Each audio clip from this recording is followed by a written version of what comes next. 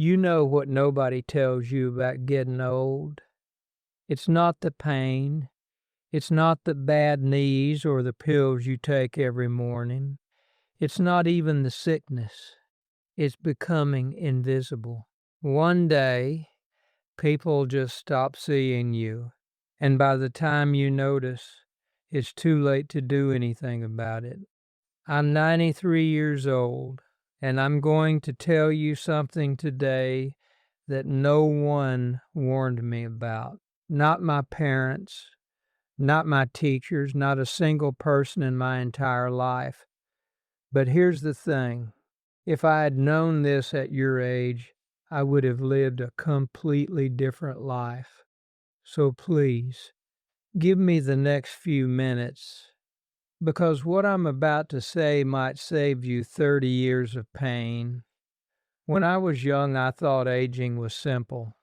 You grow up, you work hard, you retire, you enjoy your golden years.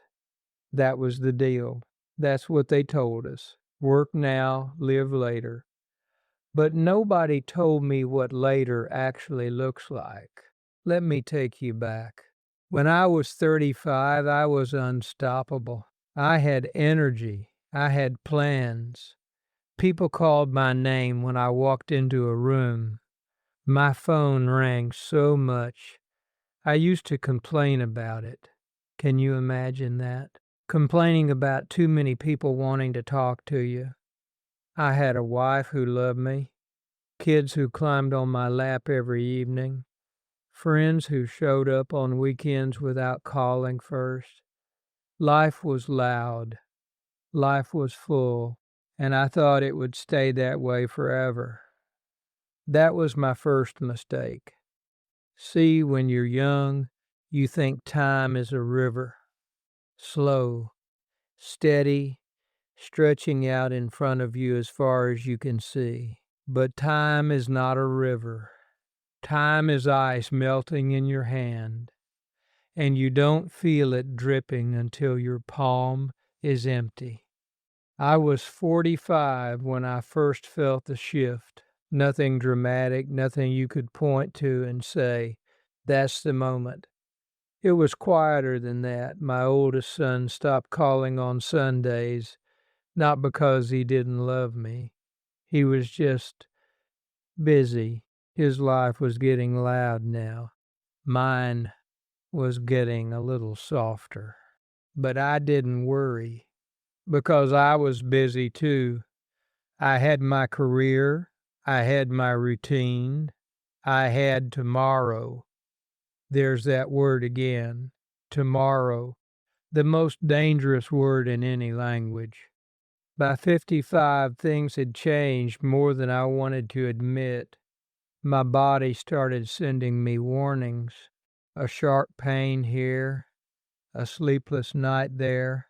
I ignored every single one because that's what men of my generation did. We pushed through. We didn't complain. We didn't go to the doctor for small things.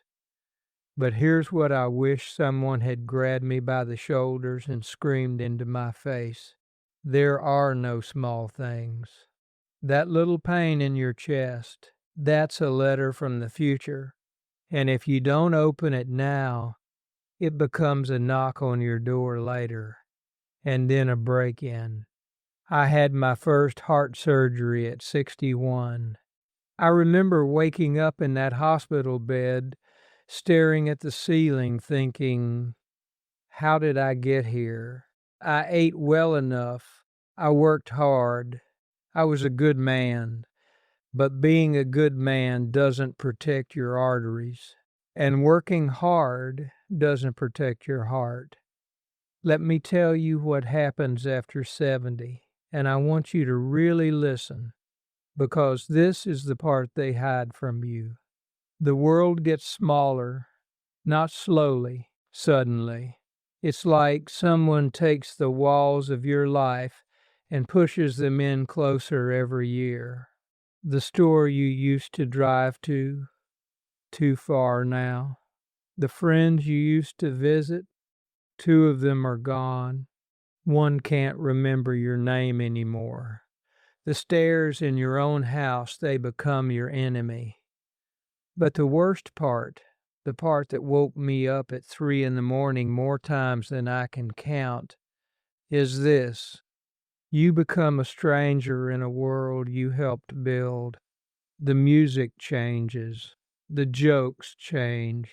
The way people talk to each other changes. And one day you're standing in a grocery store and a young person looks right through you, not with cruelty, not with disrespect, with nothing. You simply do not register in their world. That's what invisible means. I remember one afternoon, I was 76. I was sitting on a bench in the park. Beautiful day.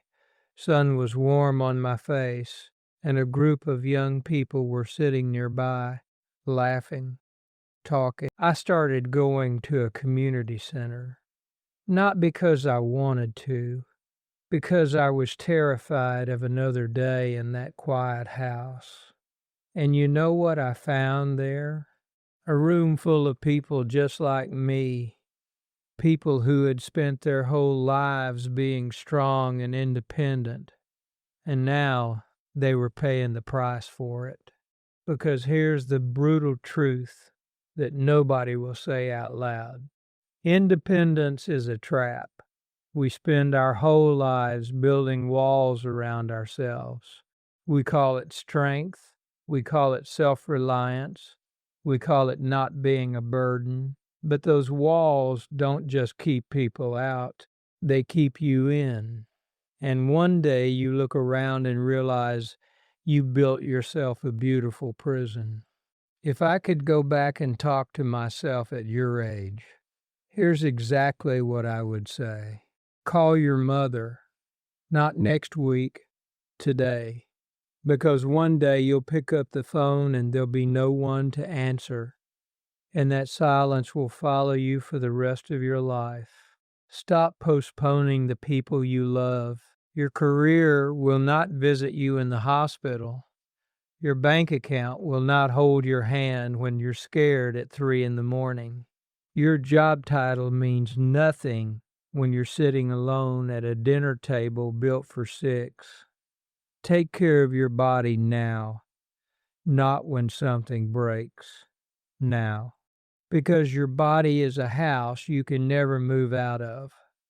And the repairs get more expensive every single year. And this is the most important thing I will ever say. Let people see you, the real you, not the strong version, not the version that has it all figured out, the messy, scared, confused version, because that is the version people actually connect with. That is the version people remember. I'm 93. My knees hurt. I forget things. I eat dinner at 4:30 in the afternoon.